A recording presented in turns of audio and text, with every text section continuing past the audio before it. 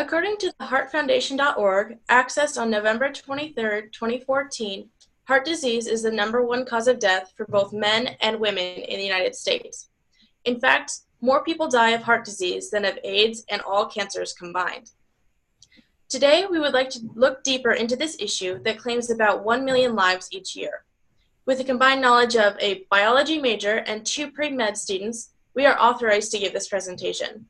Alyssa Yates will explain how the heart works, while Bill Hines will discuss how exercise affects the heart. Finally, Andrea Schleicher will explain the effect of food on the heart. The human heart.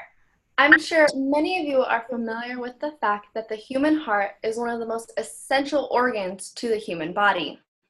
It is responsible for circulating the blood throughout the body, but more specifically, it is responsible for taking in deoxygenated blood, sending it to the lungs where it is oxygenated, before the blood then returns to the heart to be sent out through the rest of the body.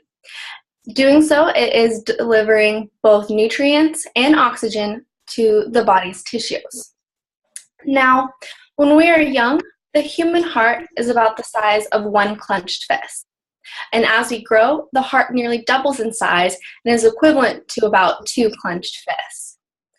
The heart itself is made up of 4 different chambers: the right atrium, the left atrium, the right ventricle, and then the left ventricle.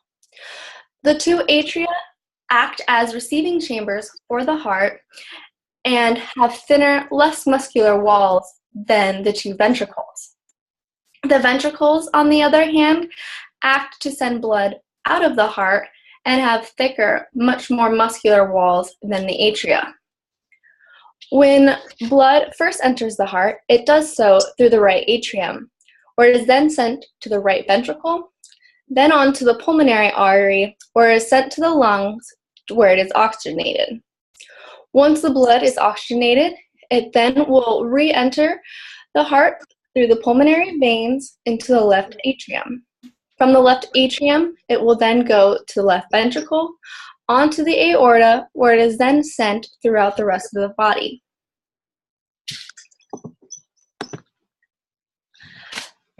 According to Cleveland Clinic's Heart Facts, the heart is able to completely circulate blood throughout the body in about 20 seconds. Now, that's faster than most people can update their Facebook statuses. And with this great feat, it is important that we keep our heart healthy and fit. And to do that, Bill Hines, my peer, is going to discuss how we keep the heart nice and fit. Thank you, Alyssa. There are many positive effects of exercise on the heart.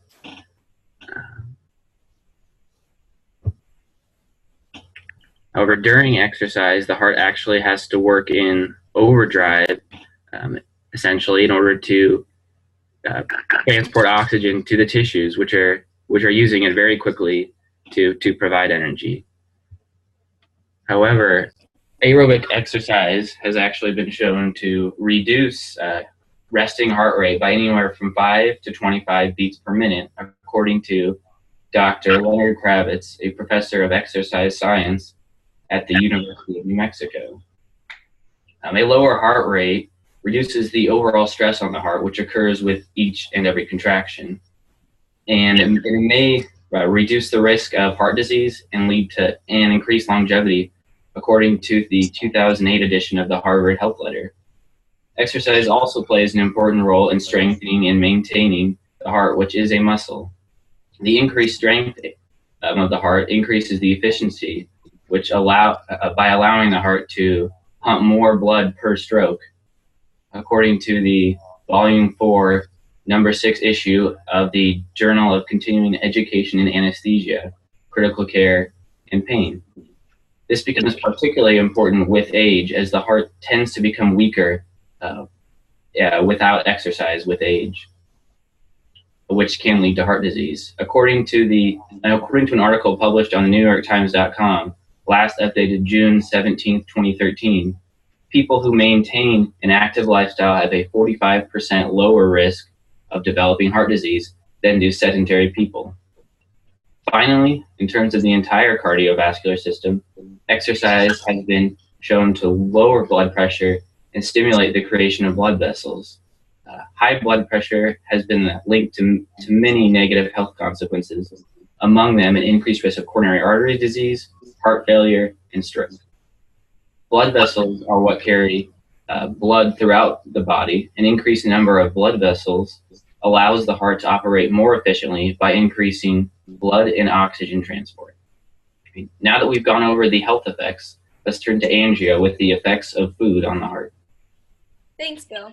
Food, while it makes mealtime delicious and exciting, it can also affect your heart as well. Nutrition can either improve or hurt your heart. And fat, sugar, and salt are the three most detrimental ingredients to the heart. Today I'll be discussing how those three ingredients affect the heart and what you can do to stop heart disease. So foods that are high in fat causes an increase in plaque in your body. This plaque sticks to the artery wall, which narrows the artery and forces blood to get through a narrower space, which increases its blood pressure. And here's a picture of how high blood pressure is detrimental. So the top picture is an artery that is free-flowing and doesn't have anything stopping it. And below is how plaque goes around your artery, and it causes the space, as you can see in the bottom right corner, to narrow. So if you have the same amount of blood going through a thinner space, it causes blood pressure to increase, and your heart is going to have more trouble to keep up. So just foods that are high in fat include cookies, cake, cheese, and fast food. And they should be eaten in moderation. Similar to how fat hurts the heart, salt can also hurt the heart. And salt hurts the heart because as you increase the amount of salt you need, your body contains excess fluid. And this excess fluid causes a burden on your heart, according to About Sodium from the American Heart Association. Foods that are high in sodium include, but not limited to, pickles, lunch meat, and canned soup. Lastly, sugar hurts the heart because sugar is not helpful to a person's diet at all. So the excess sugar in your body just turns into fat, and this weight gain causes an increase in blood pressure. And according to JAMA Internal Medicine, those who got 17 to 21% of their daily calories from added sugar have a 38% higher chance to die of heart disease than those compared to those who just had 8% of their daily calories from sugar. Heart failure develops over time, and it's from an overworked heart. An abnormal amount of fat, sugar, and salt can cause this heart to become weakened from overworking it, just like a person's body does if it works out too hard. And when a heart weakens, it can no longer pump blood and oxygen to the needed functions of the body. And since these functions don't get the necessary nutrients they need, they eventually fail, and it causes the whole body to collapse.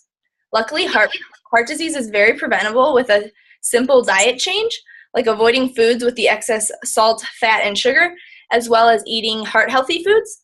Example of heart-healthy foods are vegetables, fruit, whole grain, salt, nuts, and fish. And all of these foods decrease blood pressure as well as lower the risk of heart disease. So while a big juicy burger with a side of salty fries and a sweet ice cream treat to top it off sounds delicious, your heart will thank you if you choose a healthier option. And now back to Rachel to wrap it up. Overall, we hope that this presentation has been informative and inspirational. We hope that it will encourage all people to think seriously about how their heart works, as well as just how much proper nutrition and exercise affect it. Thank you.